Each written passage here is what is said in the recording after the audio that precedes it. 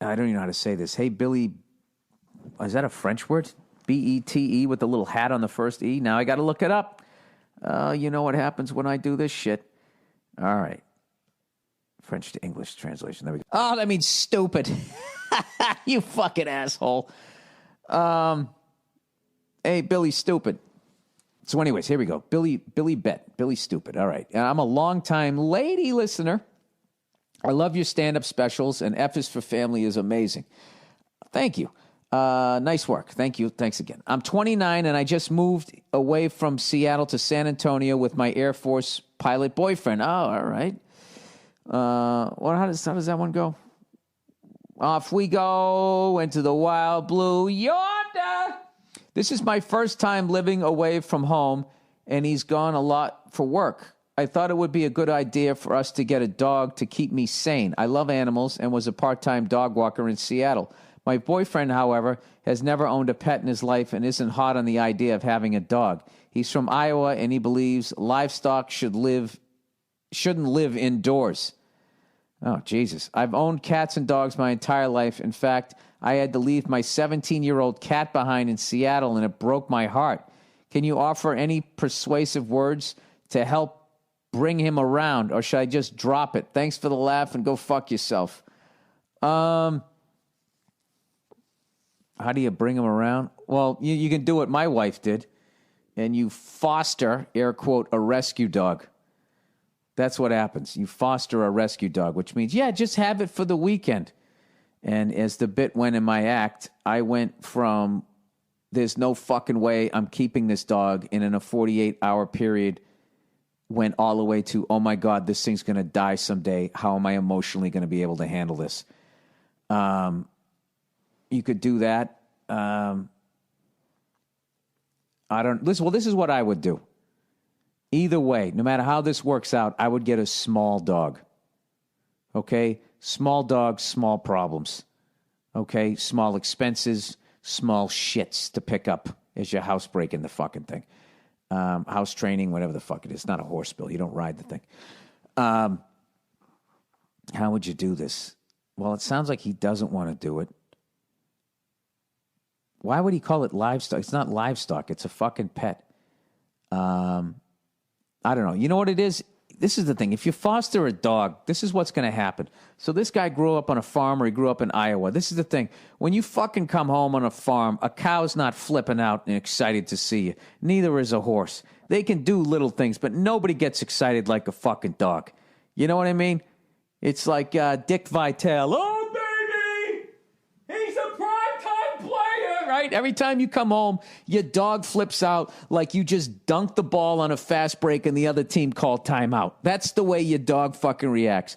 Now, I know from experiences when I was just a boy and I would walk to school and I used to feed this horse every day on the way. Bill, is this a Tom Sawyer movie? No, it isn't. This was my childhood. And I remember one time it wouldn't come over, so I walked away, and when I looked back, it was doing that walk where it was nodding its head and flipping out for whatever fucking reason. It was like playing hard to get. So I know that they can, I guess on some level, show a certain level of emotion. But like, I think maybe, I don't know what kind of dog. If you get a little dog that has a nice mushed up face, you know, maybe like one of those French bulldogs. Something that snores and farts. Your boyfriend can find it funny. I have no idea. Maybe a dog like that. But I find it hard to fucking believe. Unless he grew up on a farm. And anybody who grew up on a fucking farm on a certain level, like they got this cold-bloodedness to them. You know what I mean? They've just seen too much. They've seen fucking animals slaughtered. You know, like when they were a kid. Like their dad goes, "You want chicken for dinner? Is that what you want? Quit your crying. You want chicken for dinner? All right, you come out here. You come out here, right? Come on out. Which one's it going to be? Dad, I don't want chicken anymore. No, you said you want a chicken. Now pick one out. Boy, if you don't I'm going to fucking have you for dinner. If you're, all right, that one. Then he fucking just grabs it, puts it on the chopping block, and then hands that kid the fucking cleaver. Go on, do it. I said do it! Right? They lived through that at like the age of 6. So they don't look at animals the way we do. And I got to be honest with you. I remember one time I saw this guy shoot a fucking cow because it was bullying the other fucking. It was shot a steer because it was bullying the other steer. They couldn't figure out why they'd come back, the next morning and like 2 or 3 cows looked like they fucking. Somebody tried to extrapolate some fucking information from them. Right? Is that the right word? I don't know. That they got slapped around. Like they walked into a door and they couldn't figure who the fuck's slapping the shit out of these steer.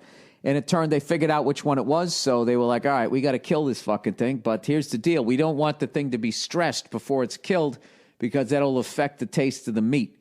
So what they do is they just sort of, and they just sort of pen it in and how you doing? Doopy doopy doo. And then they just fucking take out a gun. Blam!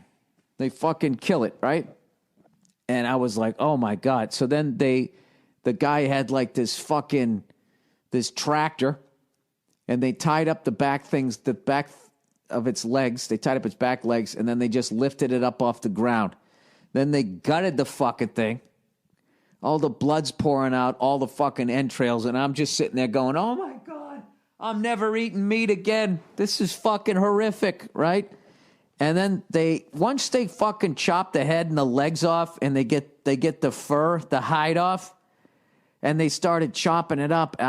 I went from like, oh my God, I'm never eating meat again, to my mouth watering, going, holy fuck, look at all those steaks. And this guy was cutting them in like 4-inch fucking slabs, like Fred Flintstone fucking steaks. And it's just like, dude, you could literally eat yourself to death and not get a third of the way through that fucking cattle, or what, a steer, whatever the fuck it is. So I think the thing about it is if he grew up in Iowa anywhere near a farm, that's how they look at animals. They look at it like, this is a food source. And don't get too emotionally attached to it. Keep it outside. Do not give it a fucking name.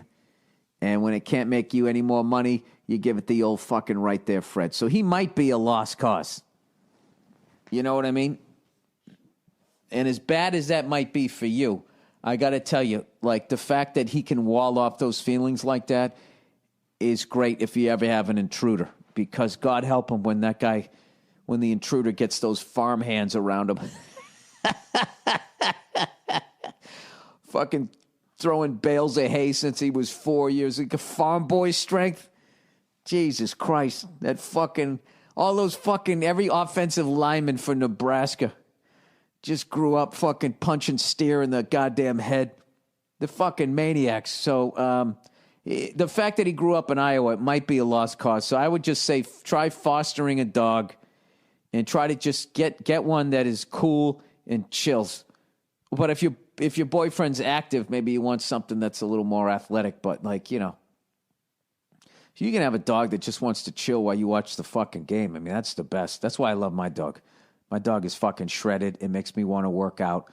But then also, it is down to take a nap any fucking time you want. It's not like those sheep herding fucking lunatic dogs that have like ADD. And if you don't give it a project, it starts fucking eating the door, But anyways, good luck with that shit.